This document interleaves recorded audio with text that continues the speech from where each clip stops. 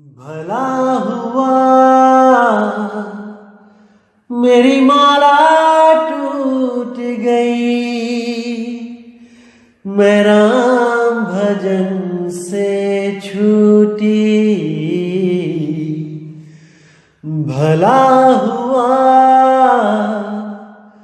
मेरी माला टूट गई, मैं राम भजन से छूटी। मेरे सिर से टली बला, भला हुआ मेरी माला टूट गई, मैं राम भजन से छूटी। मैं राम भजन से छूटी। नमस्कार मेरे प्यारे भाइयों, मेरे परमात्मा के प्यारे जीव हंसों। मैं हमेशा मालिक से यही दुआ करूंगा कि आप सब मेरे भाइयों का विवेक पहले से ज्यादा और ज्यादा और ज्यादा से ज्यादा बढ़ता ही जाए। बस मेरे दिल की यही अरदास है कि ऐसी कोई चीज ना रहे जो आपको समझ ना आए। हर चीज आपको बिल्कुल क्रिस्टल क्लियर होती जाए। बस यही चाहूंगा मैं, यही अरदास करूंगा उस बंदी छोड़ से, उस परमपिता परमात्मा से कि वो आपके विवेक शक्ति में बढ़ोतरी करता ही जाए और ऐसा कोई भी अज्ञान ना रहे इस दुनिया में जो आपको 1% भी भ्रमित कर पाए। कुछ ना रहे ऐसा। आपका ये भाई आपकी पूरी मदद करने के लिए तैयार है। बस आप निष्पक्ष भाव से इस सत्संग को सुनते रहिए और उस पर विचार करते रहिए। विवेक लगाइए कि जो मैंने बात कही है वो सत्य है या असत्य है। जवाब मेरे भाई आपके अंदर से ही आएगा। उस परमात्मा का जवाब आपके अंदर से आएगा। बस उसको पहचानने की कोशिश करो। साहिब बंदगी। और दोस्तों, आपको बताना चाहूंगा कि काफी दिनों से कुछ लिंक व्हाट्सएप पे शेयर किए जा रहे हैं जिसमें कुछ गुरुओं की फोटो लगाई गई है और कुछ भड़काऊ से शब्दों से टाइटल दिया गया है। दोस्तों, ऐसे किसी भी चैनल से हमारा कोई लेना देना नहीं है। आप उनको बिल्कुल ना देखें, बिल्कुल भी ना देखें, क्योंकि वो सत्संग हमारे ही अपलोड कर रहा है और गलत फोटो लगा लगा के दुनिया को भ्रमित कर रहा है। बिल्कुल भी उनका चैनल ना तो सब्सक्राइब करें और जिन्होंने किया है वो अनसब्सक्राइब कर दें। बिना मेरी परमिशन के जो सत्संग अपलोड किए जा रहे हैं ये बिल्कुल गलत बात है। आप ये सब बंद करें। और कोई भी मेरा भाई अगर अपने चैनल पे कोई सत्संग मेरा चलाना चाहता है तो पहले परमिशन लो। प्रचार में योगदान करना है तो बिल्कुल सही तरीके से करो। किसी भी गुरु की फोटो नहीं लगानी है। सब गुरु मेरे बड़े अपनी अपनी ठौर। शब्द विवेकी पारखी सो माथे कम और। हमने हर गुरु की इज्जत करनी है। हमें किसी भी गुरु से हमारा वैर नहीं है भाई। हर गुरु अपनी अपनी सीमा में अपने अपने शिष्यों को ज्ञान दे रहा है। जहां तक उसकी पहुंच है वो अपने अपने शिष्यों को पहुंचा रहा है। क्या दिक्कत है इसमें? इसलिए मेरे भाई ये जो गलत काम है इसको बंद करो और अगर करना ही है तो सही से करो। जैसे मैं किसी की फोटो नहीं लगाता हूं, आप भी मत लगाएं। साहिब।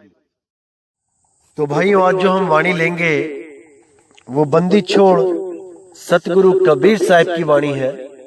बहुत सुंदर वाणी है, बहुत विवेक जागृत करने वाली वाणी है। अगर आप इस वाणी को सही से समझ लेंगे तो मेरे भाई हर भ्रम जो आपका दूर होगा वो तो होगा ही, और जो परमात्मा से उस निज नाम से, उस निज स्वरूप से मिलने की जो आपकी तीव्र इच्छा है वो भी पूरी होगी जब आपको एक भेदी सतगुरु मिल जाएगा और आपको उस विधि से रूबरू करा देगा जिस विधि को प्राप्त करने के लिए बड़े बड़े सिद्ध महापुरुष तरसते रहे, लेकिन उनको वो विधि प्राप्त नहीं हो पाई केवल भेदी सतगुरु ना होने के कारण। इसलिए मेरे भाई, आपने ये मौका नहीं गंवाना है, आपने इस जन्म को लेखे लगाना है। इस जन्म को सफल करने के लिए आपने कोई कसर नहीं छोड़नी है विवेक लगाने में। इतना विवेक जागृत कर लो कि आपको स्वयं से पता लग सके कि मैं सही कर रहा हूं या गलत, किसी से पूछने की जरूरत ना पड़े। तो दोस्तों, आज जो वाणी लेंगे वो कुछ ऐसा ही काम करेगी आपके जीवन में। तो क्या कहती है वाणी? मन तू मान शब्द उपदेशा, सार शब्द और गुरुमुख वाणी, ताको गहो संदेशा। कि हे मन, तू केवल शब्द का उपदेश ग्रहण कर, केवल और केवल शब्द से ही प्रेम कर, इन देहों के चक्कर में मत पड़। कोई भी गुरु अगर अपने आप को शब्द गुरु कहता है और प्रेम अपनी देह से करवाता है, उस गुरु को तत्काल त्याग दे।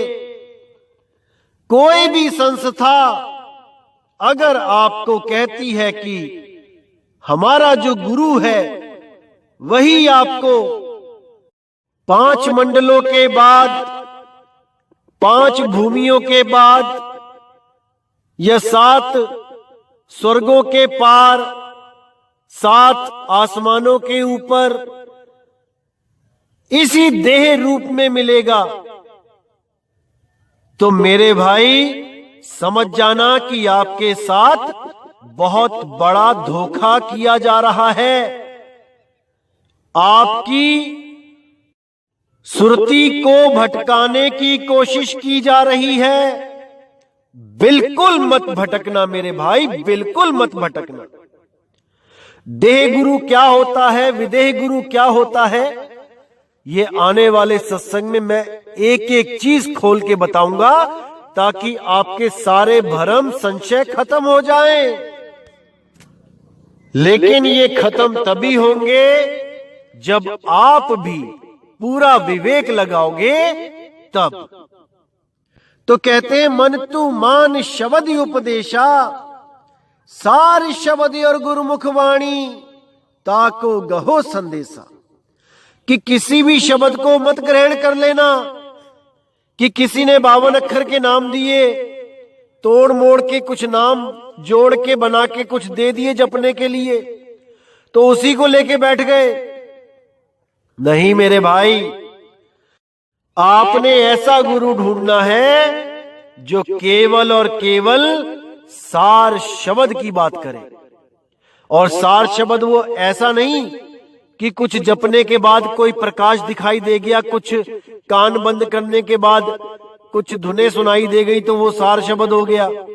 बिल्कुल नहीं। सार शब्द एक वस्तु है, सौदा कर भाई। वो सार शब्द एक वस्तु है, वो अनमोलक वस्तु है जिसका सौदा हमने करना है। और उस वस्तु को पाने के लिए किसी और नाम का जाप करना पड़े, ऐसा कदापि नहीं होता। पानी पीने के लिए आपको कोई मंत्र नहीं जपना पड़ेगा, पेट भरने के लिए, खाना खाने के लिए आपको कोई मंत्र नहीं जपना पड़ेगा। सीधे वस्तु के कांटेक्ट में आना है, सीधा वस्तु के कांटेक्ट में। इसीलिए आगे कहते हैं, जाहि तत्व को मुनिवर खोजे, ब्रह्मादिक सो ज्ञानी, सोई तत्व गुरु चरणन लागे, भक्ति हेत कर प्राणी। मतलब कि जिस तत्व को, किस तत्व को? आत्म तत्व को। जिस आत्म तत्व को मुनिवर खोजते रहे, ब्रह्मादिक खोजते रहे और वो उसको प्राप्त नहीं कर पाए, वो तत्व केवल और केवल गुरु चरणों में बैठ के मिलेगा। जब भेदी गुरु आपको भेद बताएगा और उस सार शब्द का उसको पाने की विधि बताएगा, तब आपको समझ में आएगा कि शब्द गुरु के चरणों में ध्यान लगाकर ही उस शब्द को, उस आत्म तत्व को पाया जा सकता है, अन्यथा कदापि नहीं पाया जा सकता। लेकिन उसको पाने के लिए भी कुछ बहुत इंपॉर्टेंट चीजें हैं जो आपके पास होनी चाहिए, जो आपके आचरण में होनी चाहिए। अगर वो चीजें आपके पास नहीं है तो भेद प्राप्त करने के बावजूद आप उसको नहीं प्राप्त कर पाओगे, बिल्कुल प्राप्त नहीं कर पाओगे। जैसे आपके अंदर दया होनी चाहिए, प्रेम होना चाहिए, संतोष होना चाहिए, गुरु के प्रति पूर्ण विश्वास होना चाहिए कि गुरु ने जो मुझे रास्ता बताया है वो बिल्कुल सत्य है, उसके अलावा सब कुछ झूठ है। जब तक ये भावना भी आपके मन में नहीं है तब तक आप उसको प्राप्त नहीं कर सकते, क्योंकि आपका मन दुविधा में ही रहेगा कि शायद ये सत्य है भी कि नहीं, क्योंकि आंखों से ये चीजें दिखाई नहीं देती, ये केवल और केवल विवेक के द्वारा समझ में आती हैं, अन्यथा कदापि नहीं आती। इसलिए बोला है, कहे कबीर सुनो भाई साधो, मैं तो हूं विश्वास में। पहले आपको पूर्ण रूप से स्थिर होना पड़ेगा गुरु के ज्ञान में कि जो गुरु जी ने बताया है वो परम सत्य है और उसी को प्राप्त करना मेरी जिंदगी का परम लक्ष्य है। तो आगे क्या कहती है वाणी? प्रथमे दया दीनता आवे, हांसी मिथ्या त्यागी, आत्म चीन परमात्म जाने, सदा रहे अनुरागी। शब्द प्रतीत और शब्द कसौटी, निस दिन बिरह बिरागी, जहां को अर्थ तहां लो बूझे, जहां लागी तहां लागी। यानी सबसे पहले तो आपके मन में दया आनी चाहिए, लोगों के प्रति दया भाव हो, जीवों के प्रति दया भाव हो, जीव हत्या कदापि ना करें। उसके बाद हांसी मिथ्या त्यागना है, निंदा चुगली से बचना है, किसी का मजाक नहीं उड़ाना, कोई गोरा है, कोई काला है, कोई शरीर से टेढ़ा है, बिल्कुल भी मन में भाव नहीं आना चाहिए कि देखो इसका कैसा शरीर है, इसकी कैसी शक्ल है। अरे सब उसके कर्मों के अनुसार उसको मिला है। अगर कोई बहुत गोरा है, बहुत स्मार्ट है, तो वो केवल उसके कर्मों की वजह से है। अगर कोई बहुत काला है और बहुत बदरूप है, बहुत ही गंदी शक्ल है किसी की, तो वो केवल उसके कर्मों के अनुसार है। आपको भी अगर किसी को जैसा भी रंग रूप मिला है, जैसी भी काया मिली है, वो उसके कर्मों के अनुसार है। इसमें कोई किसी का मजाक उड़ाने की जरूरत नहीं है, क्योंकि हर बंदा यहां कर्मों में बंधा हुआ है, चाहे वो गुरु है, चाहे वो कोई चेला है। एक डाल दो पंछी बैठे, एक गुरु एक चेला, गुरु की करनी गुरु भरेगा, चेले की करनी चेला। इसमें कोई संशय नहीं है कि गुरु और चेला दोनों ही उस शब्द की भक्ति करके मुक्त होंगे, इसमें कोई संशय नहीं है। 1% भी कोई भ्रमित ना हो कि कोई गुरु किसी चेले को पार कर देगा या ऐसा कुछ, बिल्कुल नहीं। वो शब्द गुरु है जो सबको पार करेगा, वो निज रूप है जो सबको पार करेगा, वो निज नाम है जो सबको पार करेगा मेरे भाई। बस उसको प्राप्त करने की विधि गुरु बताता है, उसको समझना है अच्छी तरह। तो आगे क्या कहती है वाणी? आत्म चीन परमात्म जाने, सदा रहे अनुरागी। कि सबसे पहले अपनी आत्मा का ज्ञान प्राप्त करें कि क्या है जो अडोल है, अचल है, अविनाशी है। पहले उसको प्राप्त करे, अपनी अवस्था को बदले, जीव अवस्था से सीधे आत्म अवस्था में पहुंचे, तब ही वो जान पाएगा कि असल में मेरा निज नाम, मेरा निज स्वरूप क्या है। और आत्मा में ही परमात्मा का वास है, तो आत्म छीन के वो परमात्मा को प्राप्त कर सकता है। सदा रहे अनुरागी और सदा सदा हमेशा अनुराग में रहे, भजन बंदगी में रहे। कोई भी गलत काम करने से पहले 100 बार सोचे और समझ बूझ के उस गलत काम से बच जाए। यही अनुराग है, यही बैराग है। कहीं कोई दिक्कत आती है तो अपने गुरु से सवाल करे, पूछे कि गुरुजी मैं ये करना चाहता हूं, ये गलत है कि या सही। तो गुरुजी स्वयं उसको मार्गदर्शन करेंगे और वो उन गलत कामों से बच जाएगा। तो आगे क्या कहते हैं कि शब्द प्रतीत शब्द कसौटी, निस दिन बिरह बिरागी, जहां को अर्थ तहां लो बूझे, जहां लागी तहां लागी। अब 2 चीजें बताइए यहां पे, शब्द प्रतीत और शब्द कसौटी। इन दोनों को अच्छी तरह समझना है भाई। एक तो शब्द से प्रतीत करना है, प्रेम करना है, शब्द को ही परमात्मा मानना है, शब्द को ही सब कुछ मानना है। लेकिन कौन से शब्द को? उसके लिए शब्द कसौटी, उस कसौटी पे शब्द को परखना भी है कि जिस गुरु ने हमें कोई भी शब्द दिया है वो कसौटी पे खरा उतरा भी कि नहीं। कबीर साहब की वाणियों के द्वारा जब आप परखोगे आपको समझ में आ जाएगा कौन सा शब्द हमें पकड़ाया गया है। जाप पकड़ाया गया है, अजपा पकड़ाया गया है, अनहद शब्द पकड़ाया गया है या सार शब्द। तो साहिब कहते हैं जाप मरे, अजपा मरे, अनहद भी मर जाए। अगर ये तीनों शब्द दिए गए हैं तो ये तो स्वयं मर जाएंगे, खत्म हो जाएंगे। सुरत समाये शब्द में वाको काल न खाए। और अगर सार शब्द को दिया गया है जो जाप अजपा और अनहद से न्यारा है, तब भाई आपका काम बन जाएगा। तो कहते हैं जहां को अर्थ तहां लो बूझे, जहां लागी तहां लागी। यानी कि कोई भी गुरु कोई भी वाणी बताता है आपको तो वो सही जगह उस वाणी को लगा रहा है कि नहीं, कहीं उस वाणी को बोल के भ्रमित तो नहीं कर रहा। कहां पर कौन सी वाणी यूज होगी इसका ज्ञान उसको है कि नहीं।